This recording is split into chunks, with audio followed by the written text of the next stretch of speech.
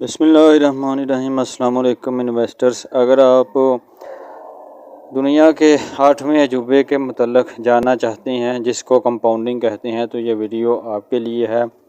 तो चलते हैं जी अपनी वीडियो की जानब। कंपाउंडिंग का मतलब है मरकब करना, जोड़ते रहना, मिलाते रहना।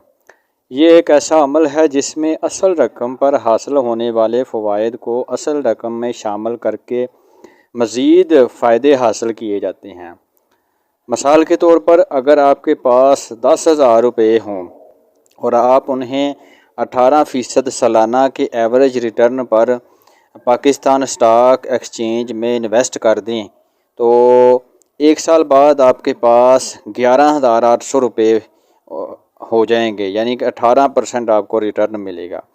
और दूसरे साल ये 10,000 की बजाय 11,800 रुपये आपके इन्वेस्ट होंगे और उस पर 18% जो एवरेज रिटर्न है PSX का वो मिला लें तो 2120 रुपये आपके मुनाफा के आ जाएंगे और टोटल 2 साल बाद आपके पास 13,920 हो जाएंगे।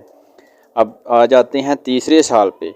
तीसरे साल पे 13,920 इन्वेस्ट होंगे PSX पर, जो भी आपने अपनी मर्ज़ी का कोई अच्छा स्टॉक बाई करके रखा होगा और आपको 18% सालाना रिटर्न के हिसाब से तीसरे साल के बाद 2506 का मुनाफा प्लस असल कीमत 13,920, ये हो जाएंगे 16,426।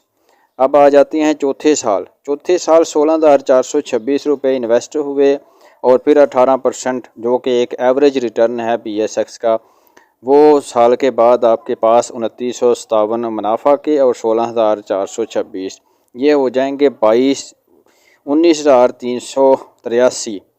अब आ जाते हैं 5वें साल पे। ये ज़हन में रखें कि 10,000 रुपया हमने इन्वेस्ट किया और आगे यही कंपाउंड कर रहा है।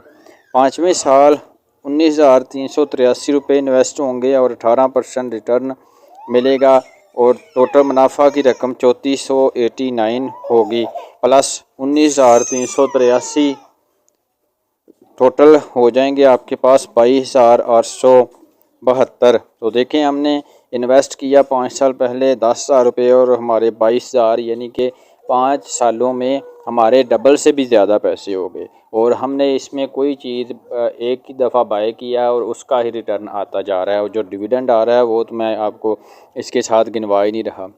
तो आप देख रहे होंगे कि पहले हमारा बहुत ही कम रिटर्न आ रहा था, लेकिन वक्त के साथ साथ ये मैसिव ग्रो होता गया। जैसा कि आप ग्राफ में देख रहे होंगे कि किस तरह से ये कर्व ऊपर की तरफ जाती है। इसीलिए इसे दुनिया का 8वां अजूबा भी कहा जाता है। और आइंस्टाइन ने कहा था कि ये 8वां दुनिया का अजूबा है, जो इसे समझ लेगा वो कमा लेगा, वो कमाई कर लेता है। और ये अजूबा इन 3 वजूहात की बिना पर है। सबसे पहले है कि ये हमें देखें सब्र सिखाता है। जो कंपाउंडिंग का है, कंपाउंडिंग हमें सब्र सिखाती है, सिर्फ दौलत ही नहीं बढ़ाती बल्कि हमें सब्र भी सिखाती है। आपको शुरू में बहुत कम रकम की ज़रूरत होगी, जो कि आप एक छोटी सी इन्वेस्टमेंट की शक्ल में इन्वेस्ट करेंगे। स्टार्ट आप छोटा रखेंगे, लेकिन आप लॉन्ग टर्म के लिए उसे मुनाफा पे लगा देंगे।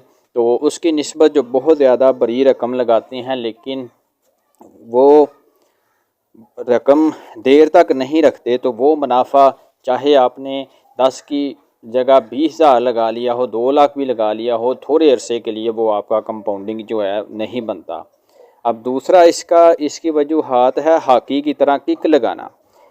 लेकिन बहुत से सालों के लिए आपको पैसा बहुत सुस्त नज़र आएगा, लेकिन जब ये हॉकी की तरह एक किक लगेगी इसे, तो जल्द ही ऊपर चला जाएगा और आपको असल रकम से 10 से 15 गुना ज़्यादा मुनाफा आ जाएगा।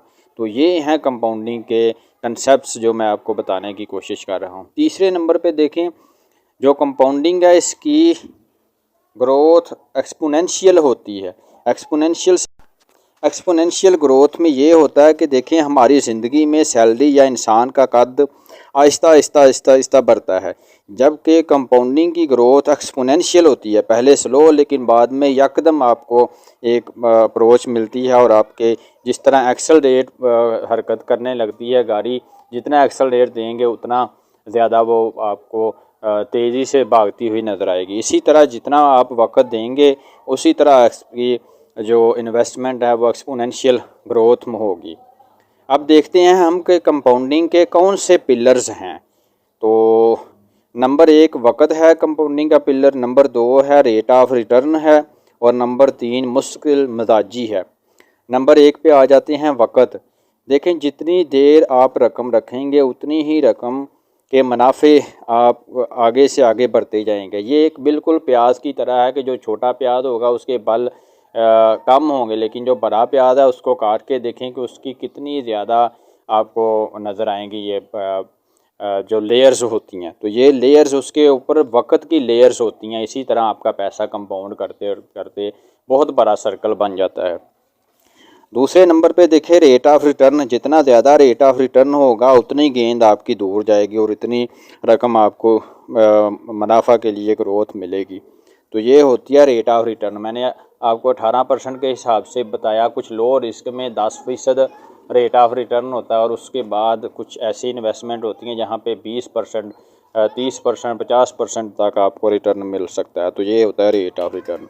तीसरे नंबर पे मुस्तकिल मजाजी। तो मुस्तकिल मजाजी क्या है कि कंसिस्टेंसी जितनी आप में मुस्तकिल मजाजी होगी उतना ही आप ज़्यादा एंड पे मुनाफे को एंजॉय कर सकेंगे। तो मुस्तकिल मजाजी इसको बहुत ज़्यादा ज़रूरी है कि आपने जो सैलरीड पर्सन हैं वो हर माह ही कंपाउंडिंग के लिए इन्वेस्टमेंट करते रहेंगे यहाँ तक कि आपको कंपाउंडिंग का इंजॉयमेंट करने का मौका मिलेगा। अब आ जाते हैं, एक मैं आपके सामने सिनेरियो रखता हूँ कि 2 बंदे थे। एक बंदे ने कहा 2 बंदों से कि मैं आपको एक 10 लाख रुपया देना चाहता हूँ, लेकिन उसकी ये है कि अगर एक बंदा 10 लाख अभी ले लेगा तो उसको उससे ज़्यादा नहीं मिल सका, एक फ़िक्स रकम है। लेकिन दूसरे बंदे को जो है वो मिलेगा 1 रुपया रोज़ का। जिसको 1 रुपया रोज़ का मिलेगा उसको दूसरे दिन कंपाउंड होते हुए दूसरे दिन 2, तीसरे दिन 4, फिर 6, 8, फिर 12, फिर उसके बाद जिस तरह 2 का पारा होता है 2, 4, 6, 8, 16, 32, 64, इसी तरह एक्सपोनेंशियल ग्रोथ होता जाएगा। तो जिस बंदे को ने ये प्लान किया ना कि मुझे जी 1 रुपया रोज़ का दिया जाए और अगले दिन कंपाउंडिंग हो जाए, तो वो 20 दिन बाद उसने देखा कि तो उसके 20,000 हो गए। लेकिन जब 31 दिन बाद देखा ना तो 31 दिन बाद उसके पास 30 से 40 लाख हो गए। क्योंकि आप कंपाउंडिंग को देखें, आपको 2 की ताकत को 31 दफ़ा मल्टीप्लाई करें तो आपका कैलकुलेटर जो है वो जवाब दे जाएगा। तो ये इतनी रकम होती है, इसको कहते हैं कंपाउंडिंग। उम्मीद है इंशाल्लाह आपको कंसेप्ट समझ आ गए होंगे। तो बहुत शुक्रिया एंड अल्लाह हाफ़िज़।